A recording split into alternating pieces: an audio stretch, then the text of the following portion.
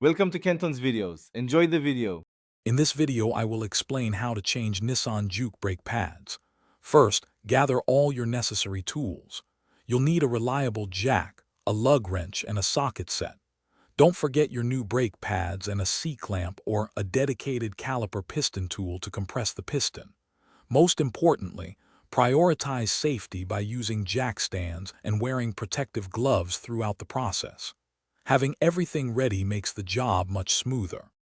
Once your vehicle is safely supported, you can remove the wheel. Next, locate the brake caliper, which houses the pads. You'll typically find two bolts, often 14 millimeters, holding the caliper in place. Remove these bolts, then carefully slide the caliper off the rotor. You can then easily remove the worn-out brake pads from the caliper bracket. Remember to hang the caliper to avoid stressing the brake line. Before installing new pads, you must compress the caliper piston back into its housing. Use a C-clamp or a specialized caliper tool for this, ensuring the brake fluid reservoir cap is open. Clean the caliper bracket and lubricate the guide pins. Then, insert the new brake pads, making sure they are correctly seated.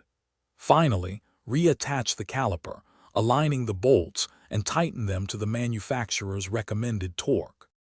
With the new pads in place, reinstall the wheel and carefully lower your Nissan Juke.